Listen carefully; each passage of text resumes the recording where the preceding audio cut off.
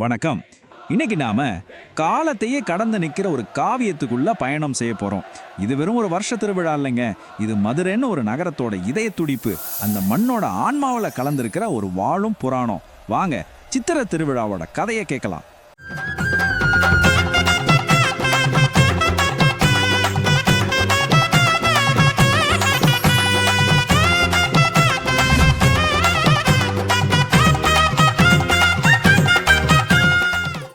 இந்த வார்த்தைகளை கொஞ்சம் கற்பனை பண்ணி பாருங்களேன். ஒரு முழு நகரமே ஒரு கல்யாண மண்டபம் மாதிரி மாறுது. ஒரு தேவியோட கல்யாணத்தை கோடிக்கணக்கான மக்கள் ஒன்று கூடி கொண்டாடுறாங்க. இதுதான் மதுரை சித்திரை திருவிழாவோட பிரம்மாண்டம். சரி, இப்போ ஒரு முக்கியமான கேள்விக்கு வருவோம். இது வருஷா வருஷம் நடக்கிற ஒரு சடங்கு மட்டும்தானா, இல்ல இது ஆயிரக்கணக்கான வருஷமா உயிர்ப்போட இருக்கிற ஒரு தெய்வீக கதையை மறுபடியும் நம்ம கண் முன்னாடி நடத்துறதா? வாங்க இந்த புராணத்தோட பக்கங்களை நாம ஒன்னொன்னா புரட்டி பார்க்கலாம். நம்ம கதை ரொம்ப வருஷத்துக்கு முன்னாடி பழங்கால மதுரையில தொடங்குது. இந்த பெரிய திருவிழாவோட மையப்புள்ளியா இருக்கிற மீனாட்சி தேவி எப்படி தோன்றினாங்க, அவங்க பிறப்புக்கு பின்னாடி இருக்கிற தெய்வீக ரகசியம் என்ன, அதை முதல்ல தெரிஞ்சுக்குவோம். அந்த காலத்துல மதுரைய மலையத்வஜ பாண்டியன் ஒரு மன்னர் ஆண்டுகிட்டு இருந்தாரு. அவருக்கும் அவரோட மனைவி ராணி காஞ்சனமாலைக்கும் மனசுல ஒரு பெரிய குறை, வாரிசு இல்லையேன்னு. குழந்தை பாக்கியம் வேண்டி அவங்க ஒரு பெரிய யாகம், அதாவது ஒரு புனித நெருப்பு வேள்வி நடத்தினாங்க.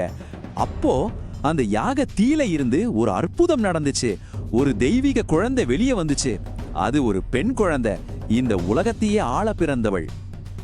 ஆனா அந்த தீயிலிருந்து வந்த குழந்தைகிட்ட எல்லாரையும் ஆச்சரியப்பட வச்ச ஒரு விசித்திரமான அம்சம் இருந்துச்சு. அது என்ன தெரியுமா?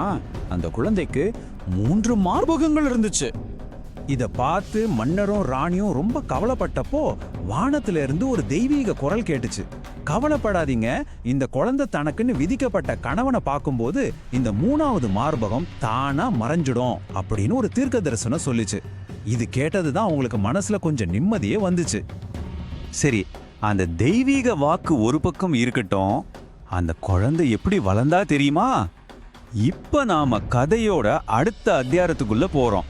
அந்த தெய்வீக குழந்தை ஒரு மாபெரும் வீரமங்கையா உருவான பயணம் இது. அவளுக்கு மீனாட்சின்னு பேர் வச்சாங்க. அவ வளர்ந்து எல்லா போர்க்கலைகளையும் கத்துக்கிட்டு யாராலையும் ஜெயிக்க முடியாத ஒரு ராணியா உருவானா. அவ போன திசையெல்லாம் வெற்றிதான். அவளோட வாழ்க்கை ஒரு வீர காவியம்னே சொல்லலாம். சின்ன வயசுலயே போர்க்கலை பயிற்சி, அப்புறம் பாண்டிய ராஜ்யத்தோட ராணியா முடிசூட்டு விழா, அதுக்கப்புறம் உலகத்தையே ஜெயிக்கிற பயணம். அவளோட வெற்றி பயணம் கடைசியா எங்க போய் நின்னுச்சு தெரியுமா? நேரா தெய்வங்களோட இருப்பிடமான கைலாய மலைக்கே போர் தொடுக்க போயிட்டா. இங்கதான் கதையில ஒரு பெரிய திருப்பு முனை. கைலாயத்துல அவன் நேருக்கு நேரா சிவபெருமானை எதிர்கொள்றா. அந்த நொடி அந்த தெய்வீக குரல் சொன்னபடியே அவளோட 3வது மார்பகம் மறைஞ்சிடுது. வெல்ல முடியாத வீராங்கனை தனக்குன்னு விதிக்கப்பட்ட மணமகனை கண்டுகொண்டாள். அந்த தீர்க்க தரிசனம் நிஜமாச்சு. இப்போ கதையோட உச்சகட்டத்துக்கு வந்தாச்சு. வானமும் பூமியும் ஒண்ணு கூடி கொண்டாடின ஒரு பிரபஞ்ச திருமணம். மீனாட்சியை கல்யாணம் பண்ணிக்கிறதுக்காக சிவபெருமானே சுந்தரேஸ்வரர்ங்கிற பேர்ல, அதாவது அழகான இறைவன்கிற அர்த்தத்துல பேரழகுடன் மதுரைக்கு வரார்.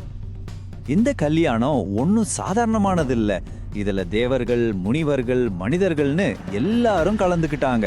சொல்ல போனா இது ஒரு பிரபஞ்ச நிகழ்வு. இன்னைக்கு நாம கொண்டாடுற சித்திரை திருவிழாவோட மிக முக்கியமான மையமான கொண்டாட்டமே இந்த தெய்வீக திருமணம் தான். ஒரு நிமிஷம், கல்யாணம் முடிஞ்சாச்சு, அப்போ கதை முடிஞ்சிடுச்சா? இல்ல, திருவிழா ஏன் அதுக்கப்புறமும் தொடருது? இங்கதான் கதையில இன்னொரு முக்கியமான நபர் வராரு. ஒரு புதிய திருப்பம் காத்துக்கிட்டு இருக்கு. திருவிழாவோட இந்த 2வது பகுதி சந்தோஷத்தோட சேர்த்து ஒரு சின்ன சோகத்தையும் ஏக்கத்தையும் நமக்குள்ள கொண்டு வரும். அதுக்கு காரணமான அந்த மைய கதாபாத்திரத்தை பத்தி இப்ப பார்ப்போம். மீனாட்சியோட அண்ணனா கருதப்படுற அழகர் பெருமான், அதாவது மகாவிஷ்ணுவோட ஒரு அம்சம், தன்னோட தங்கச்சி கல்யாணத்துல கலந்துக்கிறதுக்காக அழகர் மலையிலிருந்து மதுரைக்கு கிளம்பி வராரு. ஆனா பாவம், அவர் சேர்றதுக்குள்ள கல்யாணமே முடிஞ்சு போயிடுது. அவர் ரொம்பவும் தாமதமா சேர்றாரு. வைகை ஆத்துக்கரைக்கு வந்த அவருக்கு கல்யாணம் முடிஞ்ச செய்தி தெரிய வருது. வந்ததும் கோபத்திலையும் வருத்தத்திலையும் மதுரைக்குள்ள நுழையாம அப்படியே திரும்பி போயிடுறாரு. இந்த நிகழ்வைத்தான் அழகர் ஆற்றில் இறங்குதல்னு இன்னைக்கும் கோடிக்கணக்கான பக்தர்கள் கொண்டாடுறாங்க. சரி, நாம பார்த்த இந்த கதைகள் எல்லாமே வெறும் நிகழ்வுகள் மட்டும்தானா? இல்ல, ஒவ்வொன்றுக்கு பின்னாலையும் ஆழமான சில அர்த்தங்கள் ஒளிஞ்சிருக்கு. இது ஒரு தீர்க்கப்படாத தெய்வீக மர்மம்னே சொல்லலாம். நம்மள இன்னைக்கு வரைக்கும் யோசிக்க வைக்கிற கேள்வி இதுதான். அழகர் ஏன் தாமதமா வந்தாரு? இதுக்கு பலவிதமான விளக்கங்கள் சொல்றாங்க. ஒன்னு, சிவனை வழிபடுற சைவத்தையும் விஷ்ணுவை வழிபடுற வைணவத்தையும் இணைக்கிற ஒரு அடையாளமா இருக்கலாம். ரெண்டாவதா, வரலாற்று ரீதியா பார்த்தா 2 வெவ்வேறு வழிபாட்டு முறைகளை இணைச்ச ஒரு வரலாற்று நிகழ்வோட நினைவா இருக்கலாம். மூணாவதா, தத்துவார்த்தமா பார்த்தா இது நம்ம வாழ்க்கையில நடக்கிற தவறுகளையும் அதோட விளைவுகளையும் காட்டுற மாதிரி இருக்கலாம்.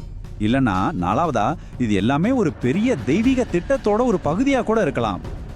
அதனால இது வெறும் கதை இல்ல, இது ஒரு வாழும் வரலாறு.